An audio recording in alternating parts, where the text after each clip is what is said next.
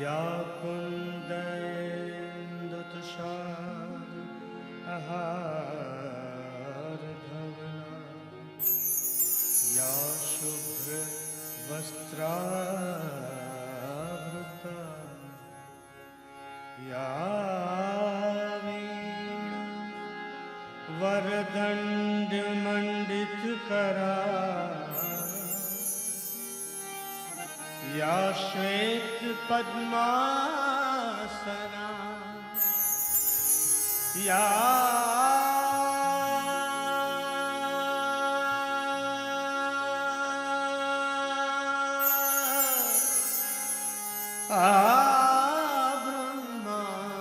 ब्रह्माच्युतशङ्कर प्रभृतिभिः देवै सदा वन्दिता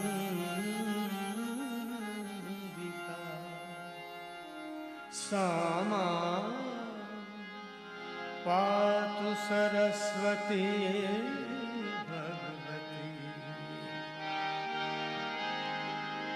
निशेष जाड्यापहांगिकं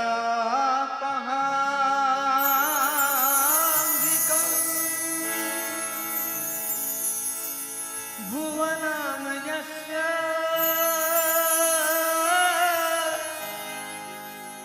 वाचिकं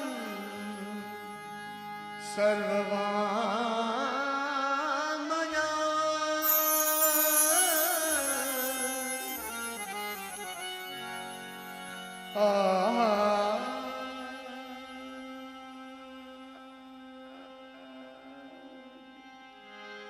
चन्द्रतारादि त्वं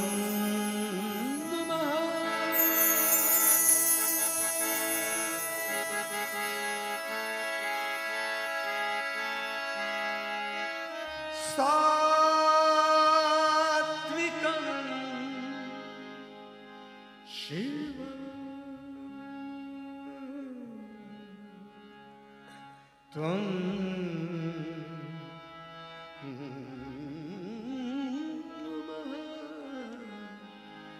सात्विकं शिवम्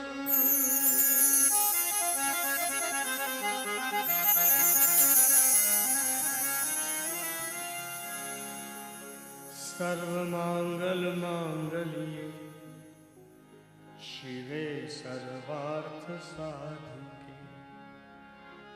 शरण्ये त्र्यम्बके गौरी नारायणे नमोस्तुते नारायणी नमोस्तुते मां नारायणी नमोस्तुते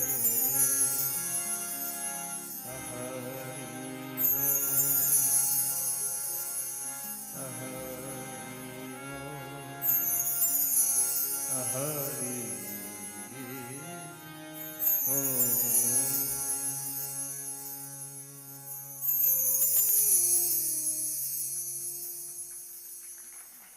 આજે 22 જુલાઈ 2024 તૃપ્તિની 75મી જન્મ જયંતિ એટલે 75મું વર્ષ શરૂ થાય. સામાન્ય રીતે આપણે ત્યાં એવો રિવાજ છે કે પૂરા થાય ત્યારે ઉજવવામાં આવે, પણ અમારા આવિષ્કારમાં એવી જરાક અધીરાઈ હોય છે અને એટલે અમે એ શરૂ થાય ત્યારે ઉજવીએ છીએ.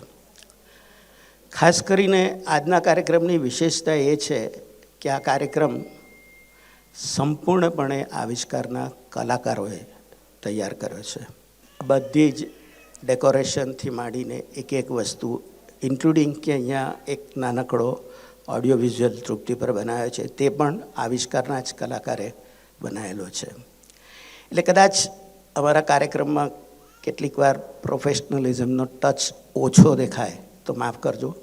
અને આજે જે અહીં સૌ કોઈ આવ્યા છે એ માત્ર આવિષ્કારના જ કુટુંબીજનો છે.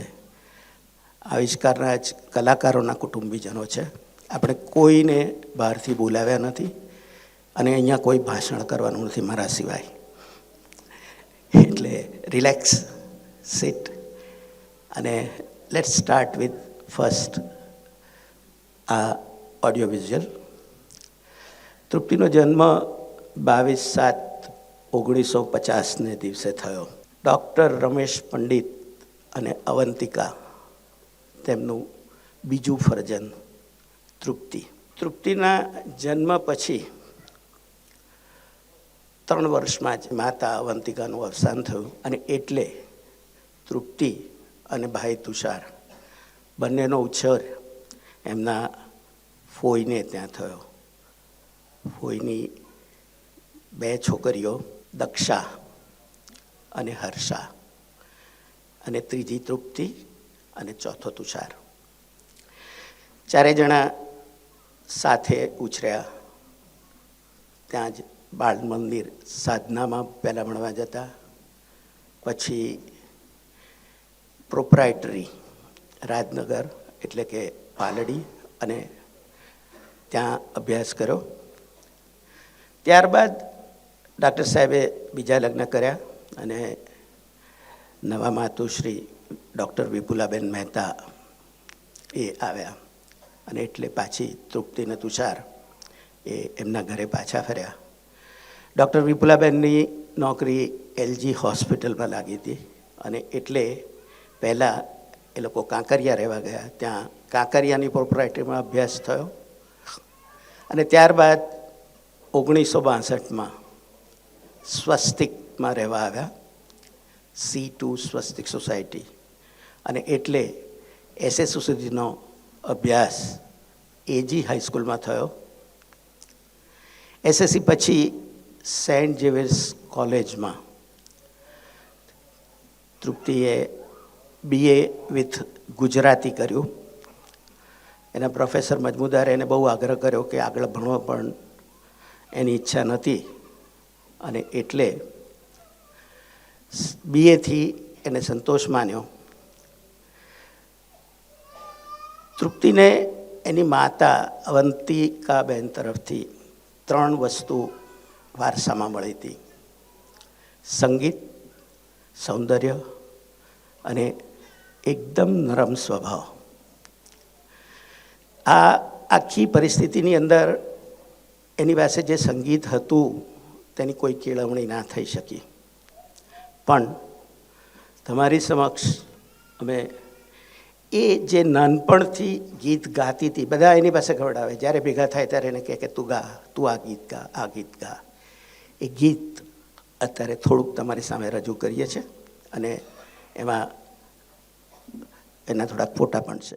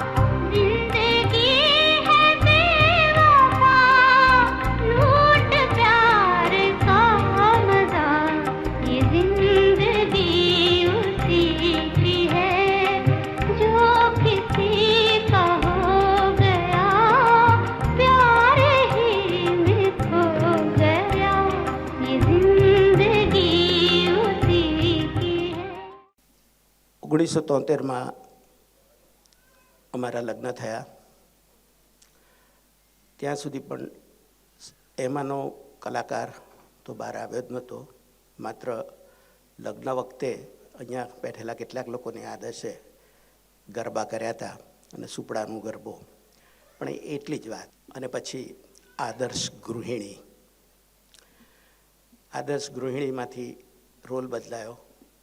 1975માં ખંજનનો જન્મ થયો. આ ખંજનના જન્મ બાદ એક નવી ઘટના બની. હું રંગબહાર કરીને એક સંસ્થામાં નાટક કરતો હતો અને અમારા રંગબહારના મેનેજિંગ ટ્રસ્ટી હતા રાજેન્દ્ર ભગત. એ એક એવી વ્યક્તિત્વ હતું કે જેને કળી ન શકાય. 1976માં એકદમ એમણે જાહેર કર્યું કે આપણે રંગબહારમાં લોકનૃત્યનો વિભાગ, ગરબાનો વિભાગ શરૂ કરવાનો છે અને તરત 1.5 મહિનામાં કાર્યક્રમ કરવાનો છે, કારણ કે ફીજીથી કોઈ જોવા આવવાનું છે અને એ જોઈને આપણે પછી ફીજી જવાનું જ છે. હવે એ વખતે તૃપ્તિએ ને એમણે સરદારી સોંપી. હું તો નાટકનો માણસ, મને કંઈ સમજાય નહીં, પણ રાજેન્દ્રભાઈ એ જબરજસ્તી મત આપે. એમનામાં પ્રેરણા આપવાની એટલી બધી જબરજસ્ત શક્તિ હતી કે ગમે તેવી વિપરીત સંગીતો સંજોગોમાં પણ માણસ કરતો થઈ જાય. તૃપ્તિ ખૂબ ના પાડી, પણ એમણે જ શરૂ કરાયું. અને આ તૃપ્તિનો પરફોર્મન્સ કરતો પહેલો ફોટો ટાગોર હોલમાં અમે પ્રોગ્રામ કર્યો. કાર્યક્રમ તો પતી ગયો, ફીજી પણ ના ગયા, પણ રંગબહારનું ગરબાનું ગ્રુપ ચાલુ થઈ ગયું. અને એમાં તૃપ્તિને એક દીકરો અને એક દીકરી ખંજન ઉપરાંત મળ્યા, મેહુલ અને શિલ્પા. એને એક જબરજસ્ત સાથીદાર મળ્યા, ઉત્પલા દેસાઈ, પલામાસી, એની બહેનની દીકરી. અને આ ચારે જણાએ રંગબહારને ખૂબ આગળ વધાર્યું. ખૂબ બધા કાર્યક્રમો થતા ગયા. આ રંગબહારની મોટી ટોળી એ વખતની એક પછી એક કાર્યક્રમની હરમાળ ચાલી. પહેલાં ગરબા ને એમ કરતાં કરતાં વચ્ચે વચ્ચે પરદેશથી જે ડેપ્યુટેશન આવે, પોલેન્ડનું ડેપ્યુટેશન આવે, ચેકોસ્લોવેકિયાનું આવે, તે બધાની સાથે રાજેન્દ્રભાઈ એવી ગોઠવણ કરે કે એમની સાથે ઇન્ટરેક્શન થાય. અને આ પોલેન્ડ વખતે તો બધાએ જનગણ મન સાજે સ્ટેજ પરથી ગાયું. પણ રાજેન્દ્રભાઈને સંતોષ માત્ર ગરબાથી નહોતો, અને એટલે એમણે એવી પ્રેરણા આપી, એક એવું પાડ્યું કે આપણે ગુજરાતના બીજા નૃત્યો કરવા જોઈએ. અને એટલે સૌથી પહેલાં 1981માં અમને એ તરણેતર લઈ ગયા. તરણેતરનું નૃત્ય એટલે હુડો. તૃપ્તિને એનો અભ્યાસ કરવાનો કહ્યું અને તૃપ્તિએ ત્યારબાદ એ પૂરેપૂરું આત્મસાત કર્યું અને અમદાવાદ આવી અને રંગબહારના છોકરાઓ સાથે, છોકરા છોકરીઓ સાથે એ નૃત્ય તૈયાર કર્યું. 82ની અંદર રાજેન્દ્રભાઈને બીજો વિચાર આવ્યો કે આપણે ત્યાં આદિવાસી નૃત્યો છે, અને એટલે સાબરકાંઠાના પોશીના પાસે આકળ, વિકળ અને સાબરમતીના સંગમ પર ફાગણ વદ 5મને દિવસે ચિત્ર વિચિત્રનો મેળો ભરાય છે અને એમાં જબરજસ્ત નૃત્ય થાય છે, તો આપણે એ જોવા જઈએ.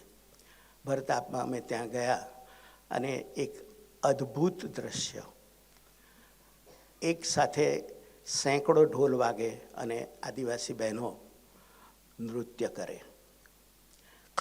આ પછી આ જ શૃંખલામાં આગળ પંચમહાલમાં અમે નૃત્ય કરવા ગયા, તૈયાર કરવા ગયા, અને એનું નામ કરતાલ. આ જે બે મેં કહ્યા તે નૃત્યો તમારી સમક્ષ છોકરાઓ પરફોર્મ કરશે, પણ પંચમહાલનું કરતાલ નૃત્ય આપણે અત્યારે વિડીયો જોઈને જ સંતોષ પામવો પડશે.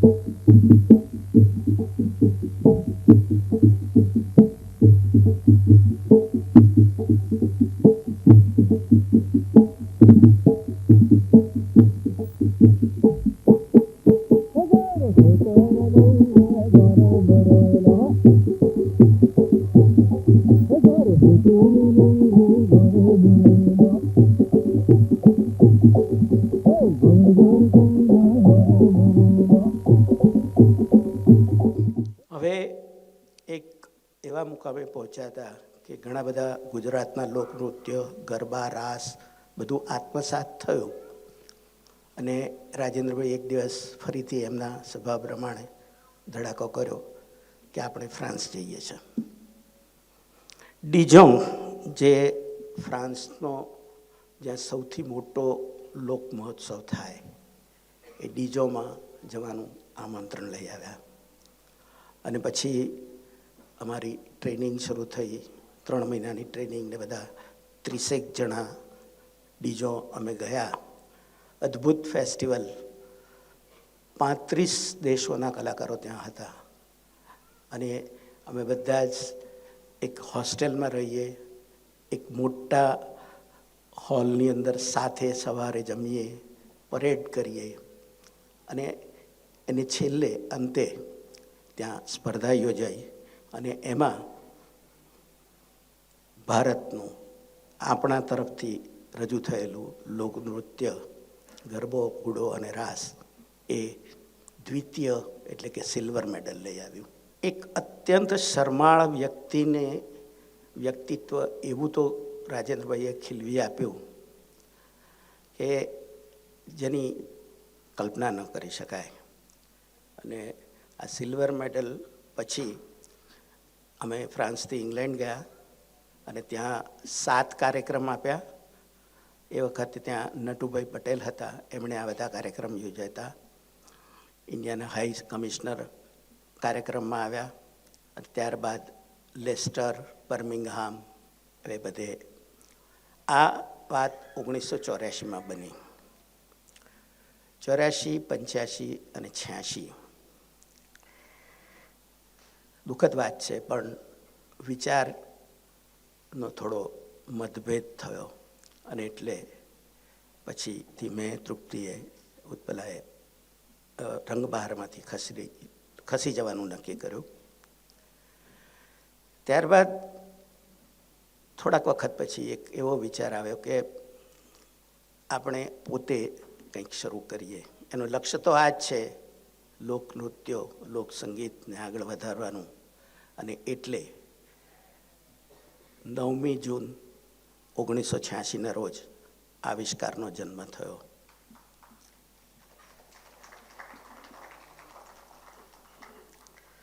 આવિષ્કારની પ્રથમ ટોળી તૃપ્તિના પપ્પાના ધાબે, બંગલાના ધાબે બધાએ આનો શુભ શરૂઆત કરી અને ત્યારબાદ એક કાર્યક્રમ પણ રજૂ થયો.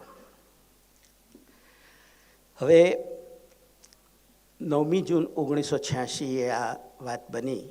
પછી એમ જાણવા મળ્યું કે અમેરિકામાં યુએસએમાં ફેસ્ટિવલ ઓફ ઇન્ડિયા ચાલે છે અને એમાં સરકાર તો મોકલે જ છે, પણ ત્યાંના ઓર્ગેનાઇઝેશન્સ પણ કલાકારોને બોલાવી શકે છે અને ભારતીય લોકનૃત્યો ભારત રજૂ કરાવી શકે છે. એટલે અહીંયા તો અમારી સાથેના જે કલાકારો હતા એમને પાનો ચડ્યો નહીં કે આપણે જઈએ. એટલે મારા મિત્ર જે અમેરિકામાં હતા અક્ષય, એને બીડું ઝડપ્યું કે હા આપણે તમે લાવો. અને એને જોતામાં તો લગભગ 12 જેટલા કાર્યક્રમો નક્કી કરી લીધા. પ્રોબ્લેમ વિસાનો. જુલાઈ મહિનાથી જે પ્રોસેસ શરૂ કરી હતી તે સપ્ટેમ્બરની 3જી તારીખે પૂરી થઈ અને બધાને વિસા મળી ગયા. હવે ઇટ વોઝ હાઈ ટાઈમ અને અમારા એજન્ટ કહે કે આપણે હવે એટલે અક્ષય પણ ત્યાંથી કહે કે હવે જલ્દીથી આવો. એટલે અમે 4મી તારીખે બધા નીકળીને મુંબઈ ગયા. એ વખતે પેન એમની ફ્લાઇટ લેવાની હતી, એક પણ કન્ફર્મ ટિકિટ નથી. અમદાવાદથી નીકળ્યા ત્યારે એજન્ટને એવો વિશ્વાસ હતો કે 10-12 જણાની તો કન્ફર્મ થઈ જશે, આપણે એરપોર્ટ પર જઈશું, 10-12 જણા પહેલાં જજો, પછી બાકીના લોકો જજો. એરપોર્ટ પર ગયા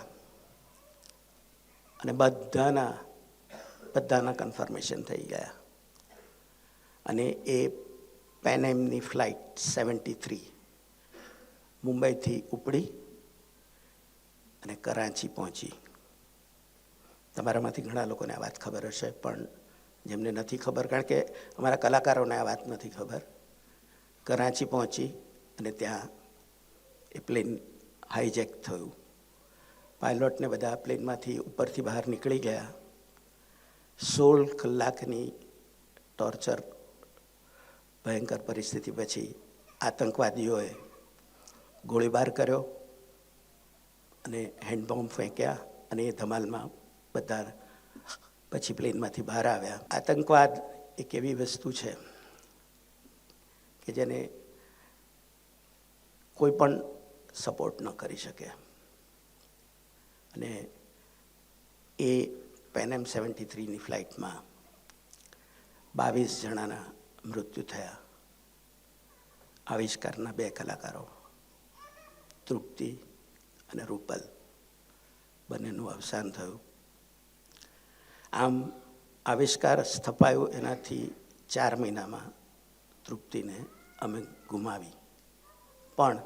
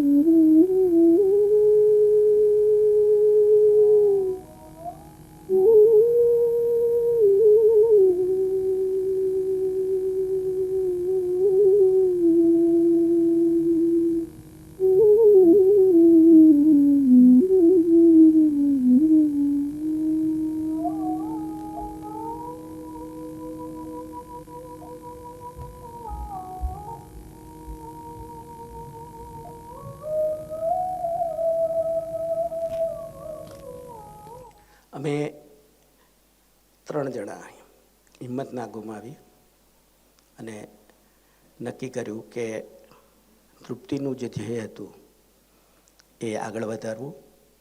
હું, ઉત્પલા, મેહુલ અને સાથે બીજા બધા. અને ત્યારથી આજે 38 વર્ષની આ એક જર્ની છે. ઘણા બધા કલાકારો આવ્યા ગયા બધા જ છે. અને આજે આવિષ્કાર વિશે તમે જાણો છો કે એને કયા શિખરો સર કર્યા છે એ વિશે વધારે વાત કરવાની જરૂર નથી.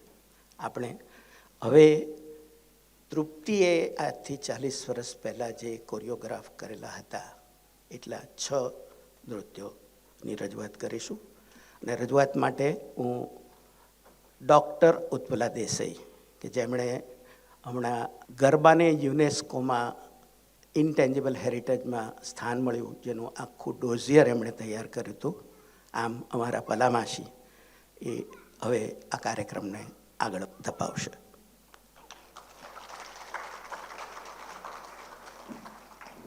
તૃપ્તિબેનને આપણે ફોટાથી, ફિલ્મથી ઓળખ્યા, કલ્પેશભાઈની વાતથી ઘણું જાણ્યું, અને હવે આપણે જાણીએ, ઓળખીએ એમણે જે કૃતિઓ કોરિયોગ્રાફ કરી હતી, જે કામ કર્યું હતું, જેને લીધે આવિષ્કાર આજે આટલા વર્ષો પછી અડીખમ ઊભું છે અને કદાચ ભારતની અંદર એક સારા જૂથ તરીકેની એની ખ્યાતિ છે. તો સૌથી પહેલું એમનું જે 6 કે 8 એટલે એમણે ઘણા કર્યા હતા, પણ આપણે એમાંથી આજને કાર્યક્રમ માટે 6 નૃત્ય પસંદ કર્યા છે. સૌથી પહેલું આપણે જોઈશું ગરબો. અને ગરબો એટલા માટે કે ગુજરાતની ઓળખ એટલે ગરબો, અને ગરબો એટલે ગુજરાત. ગુજરાત એમનો એવો કોઈ પણ ખૂણો નથી જ્યાં નવરાત્રિમાં ગરબા ના થતા હોય. ચૌટું, ચોરું, ફળિયું, સોસાયટી, ક્લબ હોય કે પાર્ટી પ્લોટ હોય, નવરાત્રિના 9 દિવસ ગરબાથી ગુજરાત ગુંજી ઉઠે છે. અને આ ગરબાને આપણે સૌથી પહેલો લઈએ છીએ કારણ કે માતાની સ્તુતિનો છે, માતાની આરાધનાનો છે, અને આ ગરબાને કોરિયોગ્રાફ કરી અને રજૂ કરવામાં તૃપ્તિબેનનો ઘણો મોટો ફાળો હતો. ગરબો આજે તો જેમ આપણે સાંભળ્યું, યુનેસ્કોનું એની પાસે ટેગ છે ICH, ઇનટેન્જિબલ કલ્ચરલ હેરિટેજ. પણ એ ટેગ મળ્યું એ પહેલાં પણ ગુજરાતીઓ એને ગુજરાત સિવાય બીજા રાજ્યોમાં અને દેશ વિદેશમાં લઈ ગયા હતા. એનું ઘણીવાર એવું થાય કે ગરબામાં એવું શું છે, અથવા ગરબો શબ્દ ક્યાંથી આવ્યો, એવું તો શું છે એનામાં કે જેના લીધે આટલો પોપ્યુલર થયો છે. ગરબો શબ્દ સંસ્કૃત ગર્ભદ્વીપ ઉપરથી ઉતરી આવ્યો છે, એનું અપભ્રંશ છે. ગર્ભ અને એની અંદરનો દ્વીપ એટલે કે માટીનો ઘડો અને એની અંદરનો પ્રગટેલો દીવો. મેટાફોરિકલી જોઈએ તો બ્રહ્માંડ અને મનુષ્ય અને એની અંદરનો આત્મા, આ બધા શક્તિનું નવજીવનની વાત કરે છે, અને એ ગરબો છે. ગરબો એ ગુજરાતની એગ્રીકલ્ચરલ સાયકલ એટલે કે ખેતી પ્રધાન જે એની પ્રકૃતિ છે એની સાથે જોડાયેલો છે. આપણે આજે સૌથી પહેલો ગરબો જોઈએ છે તે છે આવો ને માડી ગરબે રમવા. 1983માં આને તૈયાર કરાયો હતો.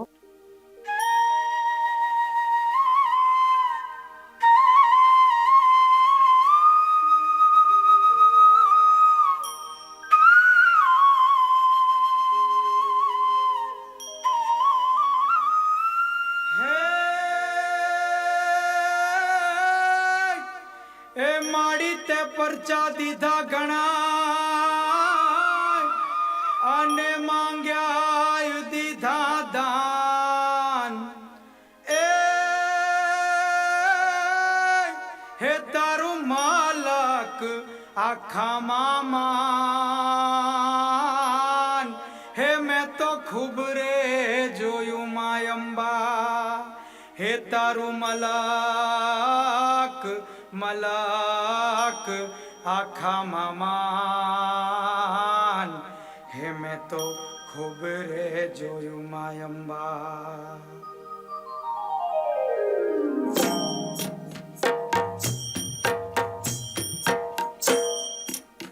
હે માડી તારી લીમડીના લીલા કુણા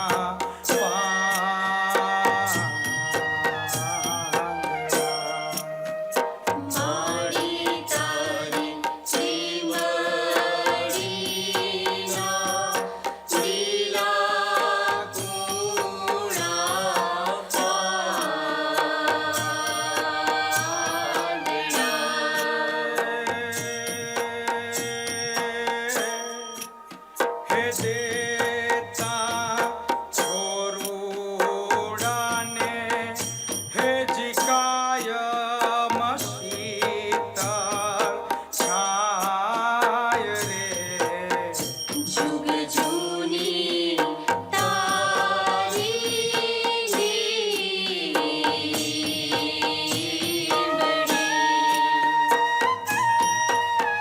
મોગલ તારી લીમડી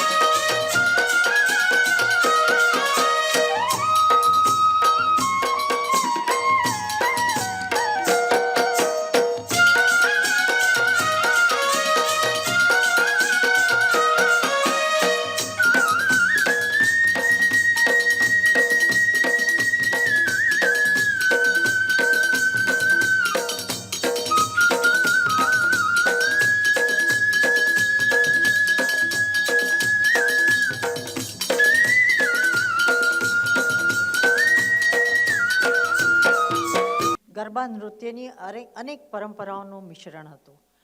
ફૂલ માંડવી હતી, ઘડો હતો અને પલ્લી કે જાગ હતો. આ બધી વસ્તુઓ ગરબાને વિઝ્યુઅલી બહુ અટ્રેક્ટિવ બને છે અને માટે આ સાદા સીધા ગરબાની અંદર સ્ટેજ ઓરિએન્ટેશન અને સ્ટેજ પ્રેઝન્ટેશનના હિસાબથી આ બધું એડ કરવામાં આવ્યું હતું. આજે પણ આ ગરબો દરેક કાર્યક્રમમાં સૌથી પ્રથમ ક્રમે હોય છે અને વિઝ્યુઅલ એટલું બધું સુંદર દેખાય છે કે લોકોને એકદમ અભિભૂત કરે છે. આના પછી આગલું નૃત્ય છે વીંછુડો. ગ્રામીણ ભારતનો એક ચિત્ર. ભારતની 68% વસ્તી આજે પણ ગ્રામીણ વિસ્તારોમાં રહે છે અને ભલે ઘેર ઘેર ગેસ પહોંચી ગયા છે તો પણ ચૂલા ઉપર રસોઈ થાય છે, જેમાં બળતણમાં લાકડા અને છાણા જોઈએ છે. આ લેવા માટે ઘરની બહેન દીકરીઓએ જંગલમાં જવું પડે છે. સરખી સહેલીઓ ભેગી થઈ ગાતી વાતો કરતી જાય છે. ત્યાં મજા તો આવે છે પણ ડર પણ છે અને સાપ, એરું, વીંછી જેવી એ વસ્તુઓનો એક મોટો ભય હોય છે. આ નૃત્યમાં એ પરિસ્થિતિનું વિઝ્યુઅલ પ્રેઝન્ટેશન છે. છોકરીઓ જાય છે, એક છોકરીને વીંછી કરડે છે. વીંછી કરડે પછી શું થાય? આપણને શહેરમાં બેઠેલાને તો પહેલો ડૉક્ટર જ યાદ આવે. ના, ગામડામાં એવું થતું નથી. ત્યાં ભૂવાને બોલાવવામાં આવે છે. ભૂવો આવે છે, મંતર જંતર કરી વીંછી ઉતારે છે. ફરીથી છોકરીઓ ખૂબ ખુશ થઈ હસતી ગાતી પોતાને ઘેર જાય છે. આ નૃત્ય 1976ની સાલમાં રંગબહારનો પહેલો સ્ટેજ શો હતો ત્યારે તૈયાર કરવામાં આવ્યું હતું. તૃપ્તિબેને આની અંદર વીંછુડામાં જે મુખ્ય ભૂમિકા હતી તે નૃત્ય કર્યું હતું. આની કોરિયોગ્રાફી વિજયભાઈ નામના એક કોરિયોગ્રાફરે કરી હતી. આ વખતે we are very specific and we are very sure that we want to give credit two whoever has contributed in this. સામાન્ય રીતે એવું થાય છે કે પ્રોફેશનલ માણસને રાખીએ કોઈ પણ કાર્યક્રમમાં we give them fees and we forget them. No, અમે જે લોકોએ ભલે પૈસા લઈને કર્યું પણ એમણે જીવ રેડીને કામ કર્યું અને અમને એવું શીખવાડ્યું હતું જેને પરિણામે આજને દિવસે 38 વર્ષ પછી અથવા એનાથી પણ વધારે 76થી 2024 એટલા બધા વર્ષો પછી પણ આ નૃત્ય થાય છે અને એટલું જ લોકપ્રિય છે. આમાં પણ છોકરીઓનું આખું જે પ્રેઝન્ટેશન છે અને ડ્રામેટિક સિચ્યુએશન છે તેને લીધે હંમેશા ખૂબ લોકપ્રિય રહે છે. એના શબ્દો છે અરરર માડી રે છાણા વીણવા ગઈ તી હંબો હંબો વીછુડો.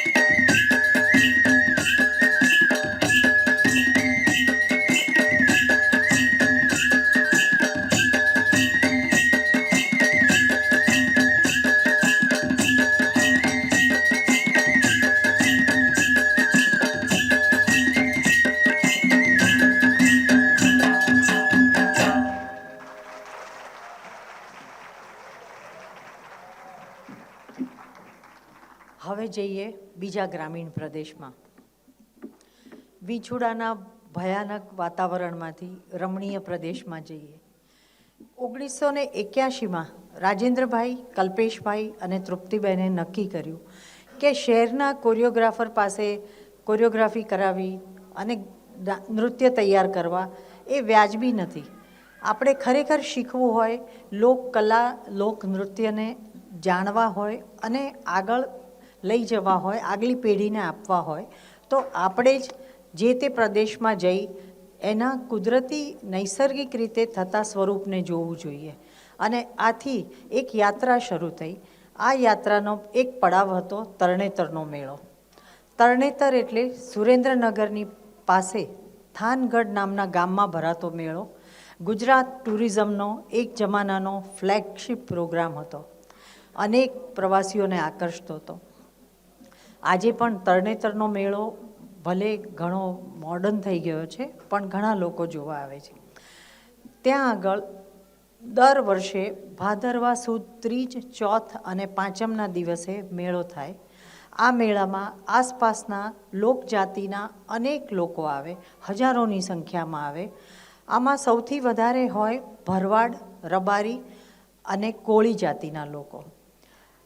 મેળામાં શું હોય, આપણા શહેરના લોકો માટે તો મેળો એટલે ફનફેર અથવા આલ્ફા મોલમાં લાગતું સેલ.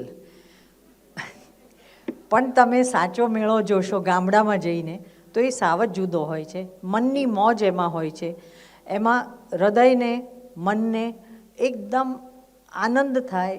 નૈસર્ગિક રીતે તમે ગોળા ખાઓ, ગીતો સાંભળો, નૃત્ય જુઓ, એવું હોય છે. ક્યાંય ટેકનોલોજી આવતી નથી. તમારા મનની મોજ, તમારા મનનું વાત તમે ગીતો અને સંગીતથી કહેતા હો છો. તો ત્રિનેત્રેશ્વર મહાદેવની પાસે ભરાતો તરણેતરનો મેળો, ત્રિનેત્રેશ્વરનો અપભ્રંશ એટલે તરણેતર. અને આ મેળામાં કુંડમાં નાહી મહાદેવના દર્શન કરી અને લોકો રાસ, છંદ દુહા, ભજન આની રમઝટ 3 દિવસ અને રાત સુધી જમાવે. આ મેળામાં આ ત્રિપુટી ગઈ, ત્યાં રોકાઈ અને એમણે હુડો જોયો. એક મોટા મેદાનની અંદર ભરવાડ પુરુષ અને સ્ત્રીઓ સામસામી લાઈન કરીને ઊભા રહે અને પછી આગળ આવીને એકબીજાને હાથ સામસામે ભટકાવી અને હુડો નૃત્ય કરે, જાણે કે એકબીજાનું જોમ માપતા હોય. તરણેતરના મેળા માટે એવું કહેવાય છે કે ત્યાં મનના માણીગરને શોધવા માટે જવાય. યુવાન યુવતીઓ આવે, કલાકો સુધી નૃત્ય કરે, એટલે સુધી કે જો ઢોલી થાકે તો એને ઉપરથી પૈસા આપે અને કહે કે તું વગાડ, અમારે નાચવું છે. આ મેળામાં હુડો શીખાયો, પાછા આવ્યા અને અહીંયા આગળ વિજયભાઈની મદદ લીધી અને પાછો એને કોરિયોગ્રાફ કર્યો. જે શીખીને આવ્યા હતા, સ્ટેપ્સ જે શીખીને આવ્યા હતા, કોસ્ચ્યુમ જોયા હતા, સંગીત સાંભળ્યું હતું, એ બધું વ્યવસ્થિત કરી સ્ટેજ પ્રેઝન્ટેશન માટે તૈયાર કરવાનું હતું. માત્ર તાલ ઉપર થતો હુડો જ્યારે સ્ટેજ ઉપર મૂકો ત્યારે હંમેશા એટલો અટ્રેક્ટિવ ના લાગે. એટલે એવું નક્કી થયું કે આપણે ગીત લઈએ. શ્રી ક્ષેમુ દિવેટિયા પાસે ગયા. એમણે એક ગીત આપ્યું, ઘમ ઘમ ઘમ ઘમ ઘોડલિયું રણઝણ રણઝણ વાજતું જાય. આ ગીતને હુલાળિયા તાલમાં સેટ કર્યું અને હુડાનો નૃત્યનો જન્મ થયો. આ નૃત્ય આવિષ્કારમાં 1981થી જે શરૂ થયું તો આજે 2024 સુધી દર વખતે થાય છે. એનો પહેરવેશ ભરવાડનો અસલ પહેરવેશ છે. રંગીન બોરી, ભરેલી બંડી અને માથે ફટકો. બાવડા પર ચાંદીના કડા હોય, કાનમાં લોળિયા હોય, સ્ત્રીઓ જીમી પહેરે, બેકલેસ કાપડું પહેરે અને માથે ઓઢણી હોય, હાથમાં બલોઈયા હોય. એ લોકો જે રીતે હુડો રમે છે એમાં હું શરત મારું, આપણામાંથી કોઈ પણ જાય ને હુડો 15 મિનિટ કરે તો અહીંયા ભૂરા ચકામાં પડી જાય, એટલી એમની શક્તિ હોય છે. સુદૃઢ બાંધાવાળો ભરવાડ અને નમણી પણ મજબૂત ભરવાડન એ શહેરના જીમમાં જનારા કોઈને ઈર્ષા આપે તેવું શરીર સૌષ્ઠવ હોય છે. આ હુડો નૃત્ય સળંગ વર્ષોથી થતું આવ્યું છે. આજે પણ આવિષ્કારનું સૌથી લોકપ્રિય નૃત્ય કહેવાય તો હુડો છે. ગરબો, હુડો અને રાસ એ એના સૌથી જાણીતા અને હંમેશા કરાતા નૃત્યો છે. આવો જોઈએ હુડો.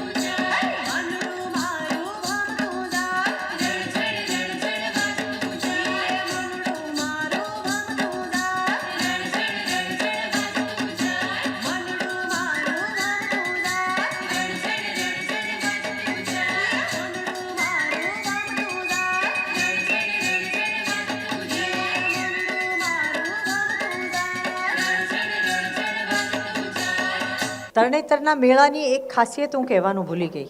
ભાદરવાનો તાપ બહુ આકરો, એટલે ભરવાડ પુરુષો હાથે ભરેલી છત્રીઓ લઈને આવે અને છત્રી લઈને મેળાની મોજ માણે.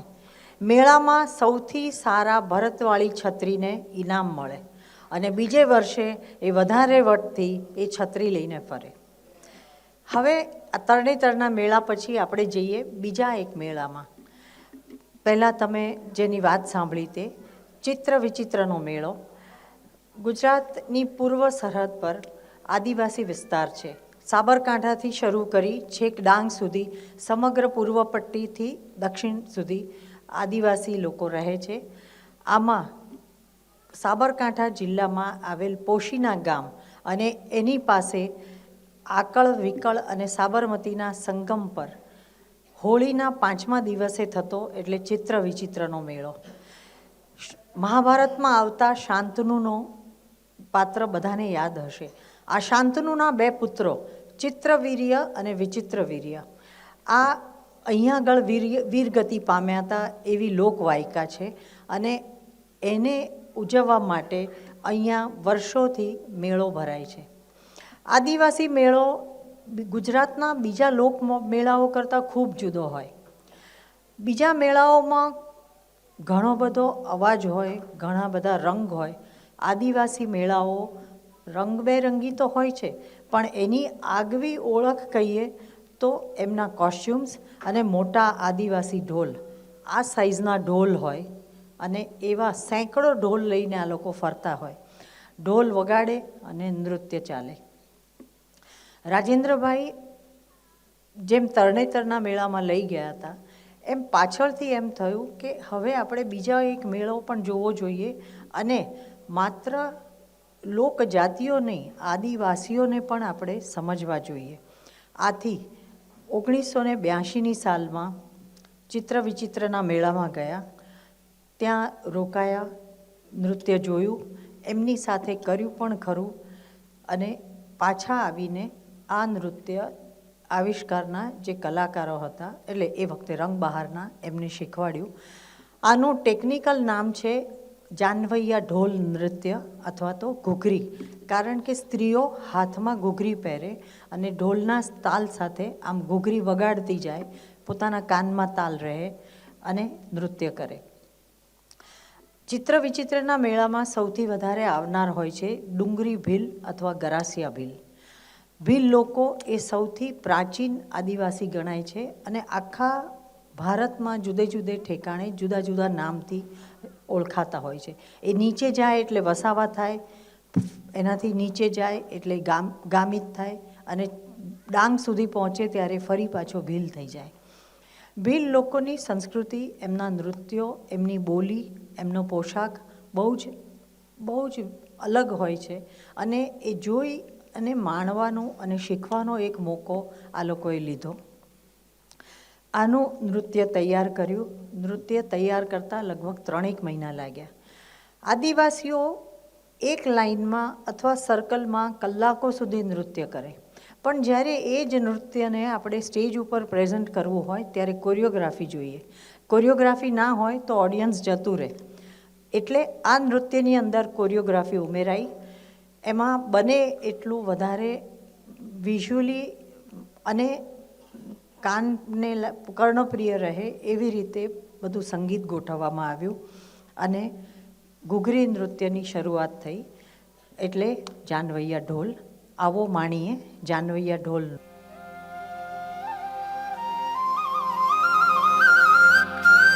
હાલો મારી ભાઈઓ,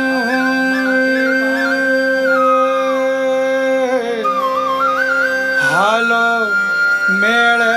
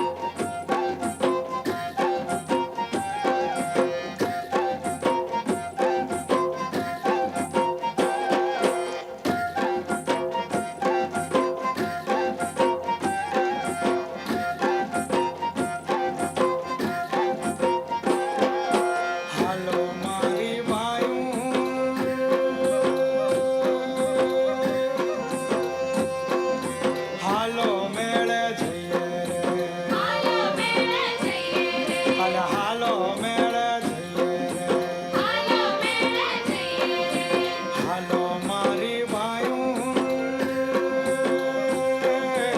જીવન જોવા જઈએ રે જીવન જોવા જઈએ રે જીવન જોવા જઈએ રે જીવન જોવા જઈએ રે હાલો મારી ભાયું હોની રાને હાટે જઈએ હોની રાને હાટે જઈએ હોની રાને હાટે જઈએ હોની રાને હાટે જઈએ હાલો મારી ભાયું હાલો મેળે જઈએ હાલો મેળે જઈએ રે રે હાલો મેળે જઈએ રે હાલો મેળે જઈએ રે હાલો મેળે જઈએ રે હાલો મેળે જઈએ રે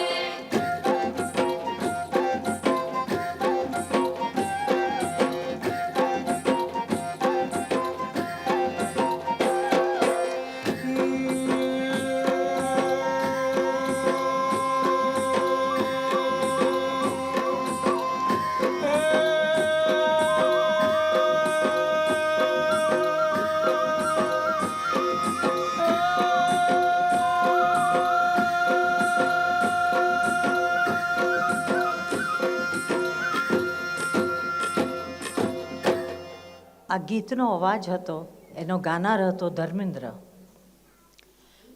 જેને અમે પ્રેમથી બાવો કહેતા, કારણ કે એ હતોય બાવા જેવો. એવી વાતો કરે ઘણીવાર કે અમને ખૂબ મજા આવે અને અમે વાલથી એને બાવો કહેતા, ઉર્ફે ડીસી અથવા બાવો અથવા ધર્મેન્દ્ર. એનો અવાજ ખૂબ સરસ હતો. અમે એવું કહેતા કે તું પુરુષોત્તમભાઈની કોપી મારે છે, પણ જન્મજાત ભેટ હતી એની, અને એણે પોતાના વ્યાપાર સાથે ઘણા વર્ષો આવિષ્કાર સાથે કામ કર્યું. આદિવાસી નૃત્ય જોયું, એના પગ જોયા, ફૂટવર્ક કે ચાળો જોયો, જે હુડાના કરતાં ખૂબ જુદો હશે, તમે બધાએ જોયું. અને જે છેલ્લા સર્કલમાં તાળીઓ પડી તે કોરિયોગ્રાફીની કમાલ છે. એને કહેવાય છે લોટસ, કમળના ફૂલની જેમ ડાન્સરો અંદર જાય ને બહાર આવે, અને એ એક બહુ જ જુદી અનુભૂતિ સામે પ્રેક્ષકોને આપે છે. સાવ સાદા તાલ જે કલાકો સુધી કરાય, એમાં જ્યારે જાદુ નાખવો હોય ત્યારે કોરિયોગ્રાફી કામ કરે છે. આપણે હવે ગુજરાતમાંથી રાજસ્થાન જઈએ. સાબરકાંઠાને અડીને જ રાજસ્થાન આવેલું છે. મારવાડ અને મેવાડ બે એના જાણીતા પ્રદેશ. રાજસ્થાન આમ તો રણ છે, પણ સાથે સાથે ઉદયપુર અને જયપુર જેવા સમૃદ્ધ રજવાડા પણ છે. રજપૂત કુટુંબો છે, રજપૂત રાજવી પરિવારો છે. કોઈ પણ જાતિ કે સંસ્કૃતિનું નૃત્ય હંમેશા તે લોકોની રહેન સહેન, એના ધર્મ, એના વિચારો અને એમના જીવન મૂલ્યોને પ્રગટ કરે છે. બહુ ઓછાને આ વસ્તુની પહેલાં ખબર પડે છે, પણ તમે જ્યારે આદિવાસી જોશો, તમે ભરવાડનું જોશો, તમે ગરબો જોશો અને હવે રાજસ્થાનનું નૃત્ય જોશો, ત્યારે ખ્યાલ આવશે કે geography, social conditions, your food habits, your occupation and profession, they impact your dance form, they impact your music. રાજસ્થાનમાં બે નૃત્ય છે. અમે અહીંયા આગળ એનો સમન્વય કરી ઘુમ્મર અને તેરાતાલ કરી દીધા છે ભેગા, કારણ કે સમયનો અભાવ છે અને ડાન્સરોનો પણ. બહુ ટૂંકા સમયમાં બધું કરી શકાય એવું શક્ય નહોતું. માટે ઘુમ્મર ભારતીય લોક કલા કેન્દ્ર ઉદયપુરની એક સંસ્થા છે, એના આર્ટિસ્ટ પાસે શીખવામાં આવ્યું. 1 અઠવાડિયાની વર્કશોપ કરી હતી એમણે, કારણ કે રાજસ્થાનની નૃત્યની શૈલી ગુજરાત કરતાં ખૂબ જુદી છે, શરીરનો વળોટ પણ ખૂબ જુદો છે. એમણે 1 અઠવાડિયું સઘન તાલીમ આપીને નૃત્યકારોને એ શીખવાડ્યું. ઘણું અઘરું લાગ્યું હતું શરૂઆતમાં, પણ ધીરે ધીરે કોઠે પડી જાય ને આવડી જાય. ઘુમ્મર હવે બહુ પ્રચલિત છે, કારણ કે બોલિવૂડની ફિલ્મોમાં પણ ખૂબ લેવાયું છે. ઘુમ્મર એટલે બેઝિકલી ચક્કર, અ સર્કલ. ખૂબ ઘેરવાળા ચણિયા, ઉપર કુર્તી અને ઓઢણું પહેરેલી નૃત્યાંગનાઓ ચક્કર ફરે છે ક્લોકવાઇઝ અને એન્ટી ક્લોકવાઇઝ, અને ત્યારે એનો ઘાઘરો છત્રીની જેમ એક ઘુમ્મટ જેવો શેપ ધારણ કરે છે, આકાર ધારણ કરે છે. કદાચ આ નૃત્યને ઘુમ્મર નામ એને લીધે જ મળ્યું હોય. ઘુમ્મર એ રાજવી અથવા રજપૂત કુટુંબોની પ્રથા છે. ઘણું ખરું ઉત્સવો, લગ્ન પ્રસંગ કે કોઈ પણ આનંદના પ્રસંગે કરાય છે. એમાં લાસ્ય વધારે છે, ઘણી સોફ્ટનેસ છે. જેને કહેવાય વેલ ટુ ડુ અથવા તો સાધન સંપન્ન કુટુંબની સ્ત્રીઓ જ્યારે કરે ત્યારે એમાં બહુ ગતિ, બહુ લય અથવા બહુ શારીરિક શ્રમ ના હોય. એના પછીનું જે નૃત્ય છે તેરા તાલ. તેરા તાલ કરવામાં આવે છે જનજાતિની સ્ત્રીઓ દ્વારા, જે નોમેડિક ટ્રાઇબ છે અથવા તો વિચરતી જાતિઓ છે. એની સ્ત્રીઓ ખૂબ મજબૂત હોય છે, એનામાં ગતિ હોય છે, શારીરિક શ્રમ કરવાની શક્તિ હોય છે. આ એના નૃત્યમાં દેખાશે. એક રીતે આ બંને નૃત્યો તમને એ સત્ય પણ સમજાવશે કે આપણી જીવનશૈલીનો કેટલો આધાર આપણા નૃત્ય પર પડે છે અને નૃત્યનો આધાર કેટલું જીવનશૈલી હોય છે. તમે ગમે તેટલું કરો પણ જો ચાલતા હો તો તમારો પગ ઝડપથી ઉપડે, અને જો ગાડીને સ્કૂટરમાં ફરતા હો કન્ટિન્યુઅસ તો there is always you can see the difference. પેલો પગે ચાલીને માણસ જતો હોય અને હંમેશા ગાડીમાં રહેવા જ ટેવાયેલો હોય એના. આ બંને નૃત્યોની અંદર રાજસ્થાનની છાંટ છે. તેરા તાલ કારણ કે વિચરતી જાતિની સ્ત્રીઓ કરે છે, એમની શારીરિક ક્ષમતા ઘણી વધારે છે. એમના નૃત્યમાં કથરોટ છે. આ સ્ત્રીઓ કથરોટ ઉપર ચડી બેલેન્સ રાખી અને નૃત્ય કરશે, અને મોઢામાં તલવાર રાખે છે. તલવાર ઊંચકે છે અને મોઢામાં મૂકે છે. એનું નામ તેરા તાલ એટલા માટે પડ્યું છે કે હાથ અને પગ ઉપર મંજીરા બાંધવામાં આવે છે. 13 તાલ, 13 મંજીરા બાંધવામાં આવે છે જોડી, અને એને વગાડી અને એના રણકાર સાથે આ નૃત્ય કરાય છે. ગીત છે રામદેવ પીરનો હેલો. રાજસ્થાનમાં લોક જાતિઓમાં રામદેવ પીરનું ખૂબ મહાત્મ્ય છે, અને આ ગીત એટલા માટે એમને એક પ્રાર્થના તરીકે કે એમને અર્ધ્ય તરીકે અર્પણ કરવામાં આવે છે. આવો તો જોઈએ ઘુમ્મર તેરા તાલ નૃત્ય.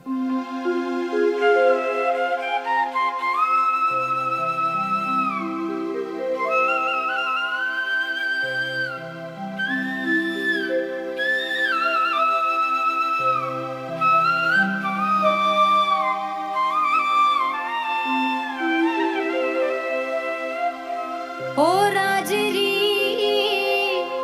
घूमर रमवा मैं जासा, ओ गोरी घूमर रमवा मैं जासा.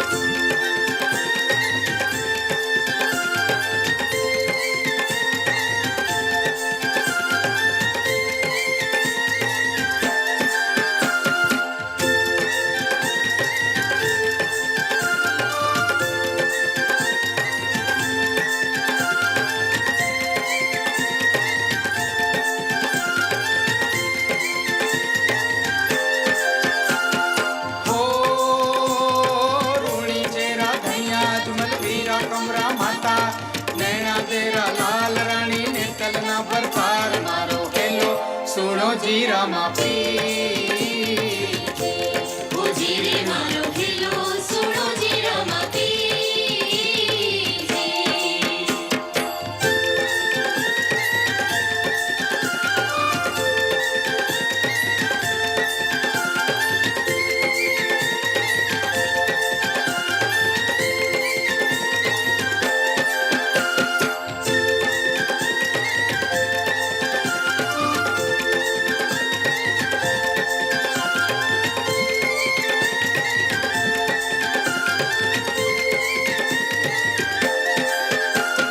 માતા મેના દે પિતા જવલજી ધના પીરમદેવ માઈજી. માતા મેના દે પિતા જવલજી ધના પીરમદેવ માઈજી. હો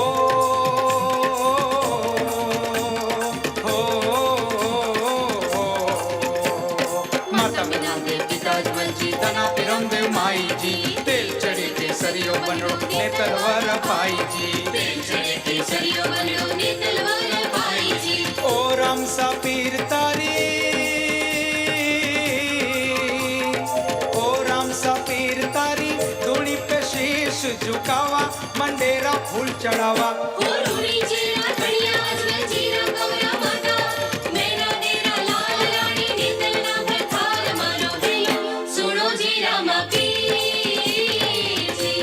ઉજીરે મારો ખેલો સુણોજી રામા પીરજી.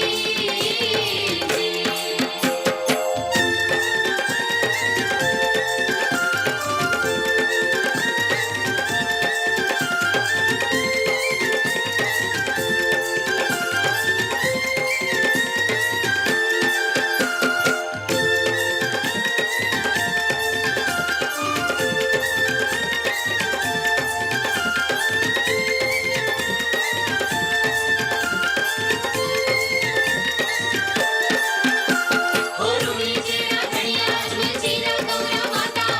મેના દેરા લાલ રાણી ને તલના ભથાર મારો ખેલો સુણોજી રામા પીરજી. ઉજીરે મારો ખેલો સુણોજી રામા પીરજી. ઉજીરે મારો ખેલો સુણોજી રામા પીરજી. ઉજીરે મારો ખેલો સુણોજી રામા પીરજી. ઉજીરે મારો ખેલો સુણોજી રામા પીરજી. ઉજીરે મારો ખેલો સુણોજી રામા પીરજી. ઉજીરે મારો ખેલો સુણોજી રામા પીરજી. હવે આ કાર્યક્રમની છેલ્લી પ્રસ્તુતિ એટલે ગોપ રાસ કે દાંડિયા રાસ. પહેલું હતો ગરબો શક્તિની આરાધનાનો અને છેલ્લો છે રાસ, જેને ગોપ રાસ તરીકે અમે ઓળખીએ છીએ, જે આ કાર્યક્રમનું હંમેશા છેલ્લું જ પ્રસ્તુતિ રહી છે. વર્ષોથી રાસ આવે અને જેને કહેવાય ક્લાઇમેક્સ એક અચીવ કરી દે. ગરબો શક્તિની ઉપાસના સાથે જોડાયેલો છે, રાસ વૈષ્ણવ પરંપરા સાથે અને શ્રી કૃષ્ણની સાથે જોડાયેલો છે. જ્યારે મથુરાથી શ્રી કૃષ્ણ દ્વારિકા આવ્યા ત્યારે એમની સાથે રાસને ગુજરાત લેતા આવ્યા.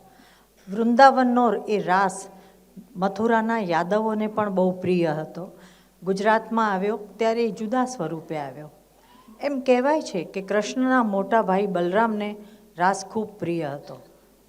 હરિવંશ પુરાણ એટલે કે મહાભારતનું એનેક્સ્ચર છે, એની અંદર આ નૃત્યનો ઉલ્લેખ હલ્લીસક તરીકે કરવામાં આવ્યો છે.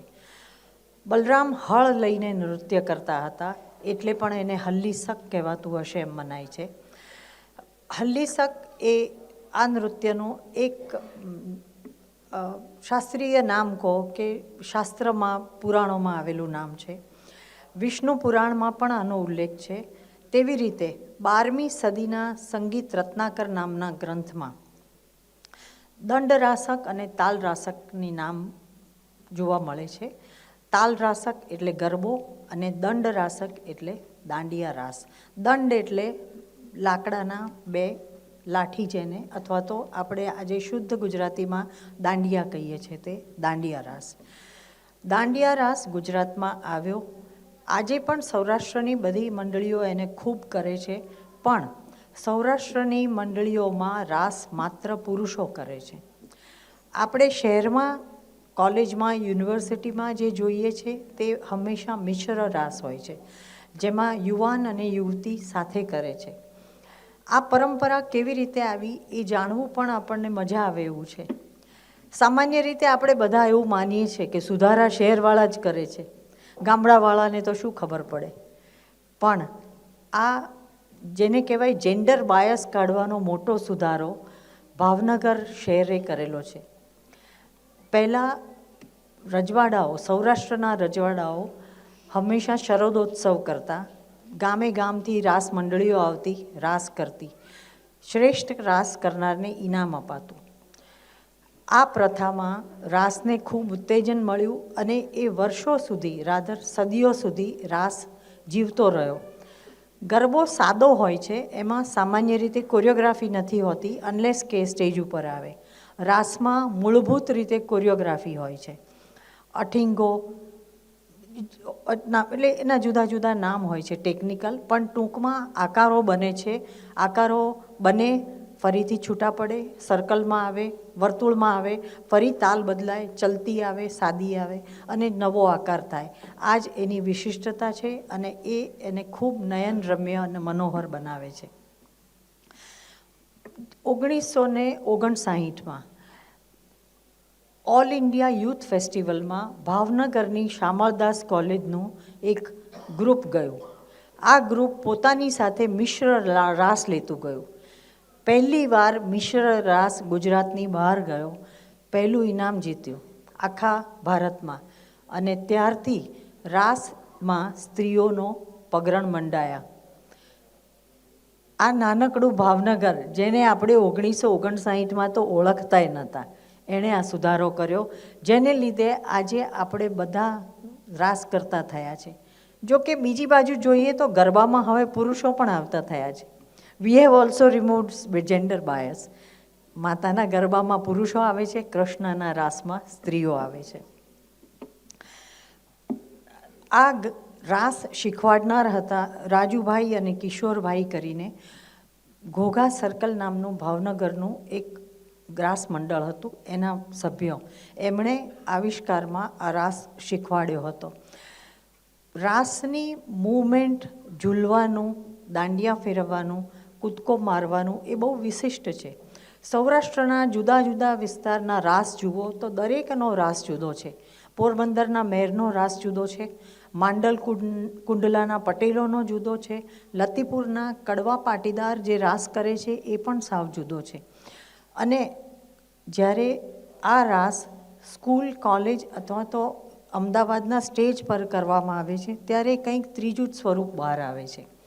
આજે અમે જે પ્રસ્તુત કરીશું તે ભાવનગરનો ઘોઘા સર્કલનો અમને શીખવાડેલો રાસ, જેમાં શરીર ઝૂલાવવાનું, કૂદકા મારવાના, ઝડપ અને સ્લો એટલે કે ચલતી અને સાદીમાં કરવાનું, અને એની સાથે પુરુષો સાથે સ્ત્રીઓ પણ એટલી જ ઝડપથી, ત્વરાથી અને સુંદર રીતે રાસ કરે છે. રાસ આપણે કૃષ્ણ સાથે જોડીએ છીએ, પણ રાસ અને ગરબો બંને કૃષ્ણ સાથે અથવા તો એમના કુટુંબ સાથે જોડાયેલા છે. ગુજરાતમાં ગરબો લાવવાનું શ્રેય કૃષ્ણના પૌત્ર અનિરુદ્ધની પત્ની ઉષા, જે આસામના બાણાસુર રાજાની પુત્રી હતી. જ્યારે એ પરણીને સૌરાષ્ટ્રમાં આવી ત્યારે પોતાની સાથે પાર્વતીએ શીખવેલો આ નૃત્ય લેતી આવી. આ લાસ્ય નૃત્ય એટલે ગરબો, જે સૌરાષ્ટ્રની સ્ત્રીઓએ રાસડો અને ગરબા તરીકે સ્વીકાર્યો. અને ગુજરાતના બે મુખ્ય લોકનૃત્ય ગરબો અને રાસ આ રીતે કૃષ્ણ પરંપરા સાથે જોડાયેલા છે. ભલે એક શક્તિની આરાધના હોય અને બીજો કૃષ્ણનો. સાતમ આઠમના મેળામાં, લગ્ન પ્રસંગે કે હવે તો મન થાય તો ગોવાના દરિયા કિનારે પણ રાસ ને ગરબા થાય છે. પણ મૂળ નવરાત્રિ અને સાતમ આઠમ સાથે જોડાયેલા છે. આવો જોઈએ ગોપરાસ.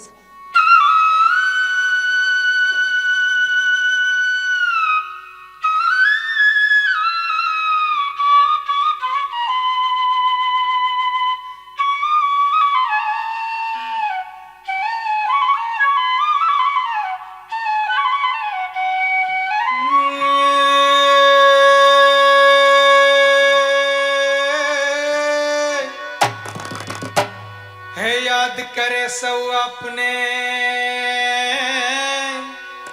અન તમે ખૂબ કરી લો ખ્યાલ પણ અહીંયા એ વેલા આવજો અરે રે રે મારા ગિરધારી ગોપાલ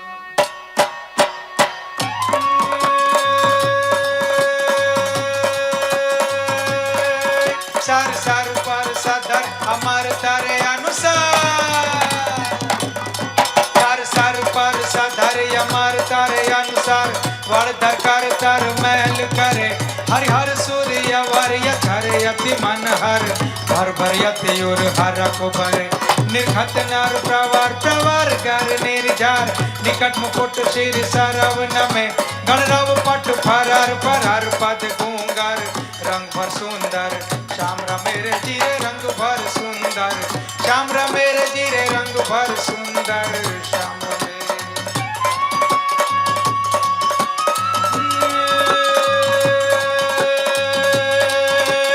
तारा बिना कोई नहीं बंसी न वागे क्या रे आविश मोरारी कह रात प्यारी मैं बलिहारी गोकुड़िया वो गिरधारी रे जीरे गोकुड़िया वो गिरधारी रे जीरे गोकुल आवो गिरधारी रे जीरे गोकुल आवो गिरधारी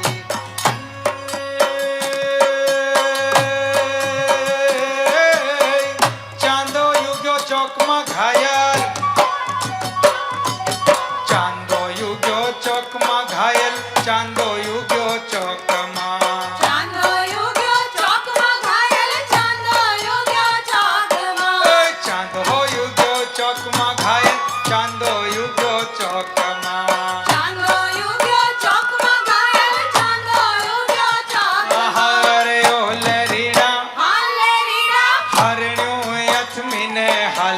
शर्मायर जानिया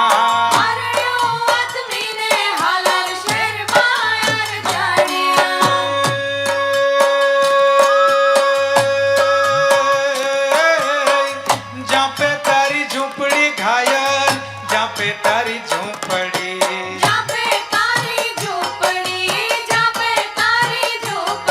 अरे ओ लरीड़ा अरे हाल लरीड़ा आवता जाता नो नेड़ो लाग्यो रे अरजानिया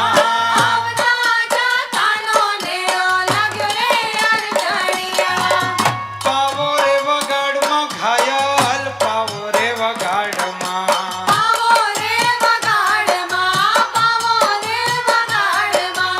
ओ लरीड़ा पावो रे परणेतर घर में सांभळे अरजानिया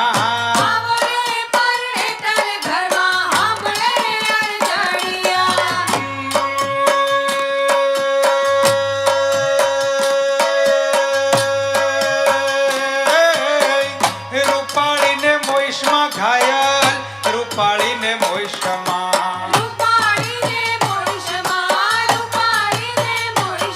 अरे ओ लरीड़ा हाल हाल लरीड़ा रूपाली बावड़ा बंधावशे अरजानिया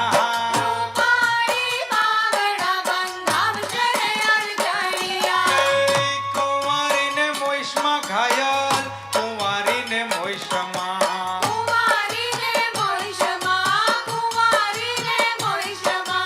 ओ लरीड़ा हाल हाल लरीड़ा कुंवारी को रटूं देखाड़ से अरजानिया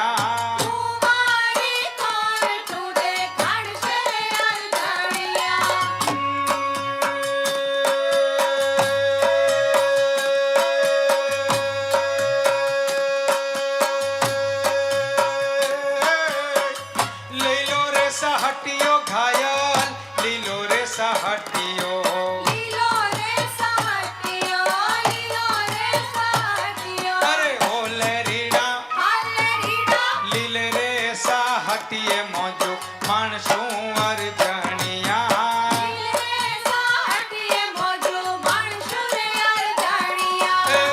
तारे मारे ठीक छे घायल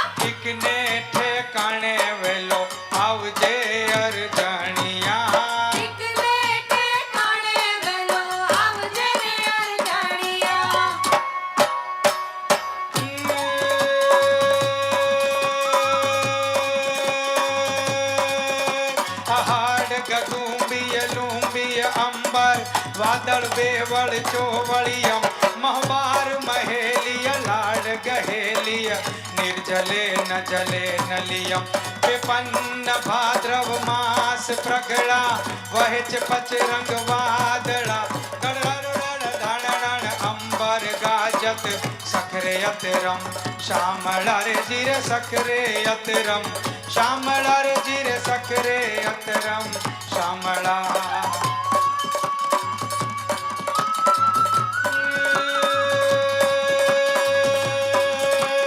आषाढ़ुचारम मेघमलारम बनि बहारम जलधारम दादुर डकारम मयूर पुकारम तड़ियतारम विस्तारम नहीं समारम प्यास पारम नंद कुमारम निरख्यारी कहराद प्यारी मैं बलिहारी गोकुड़ियावो गिरधारी रे चिर गोकुड़ियावो गिरधारी रे चिर गोकुड़ियावो गिरधारी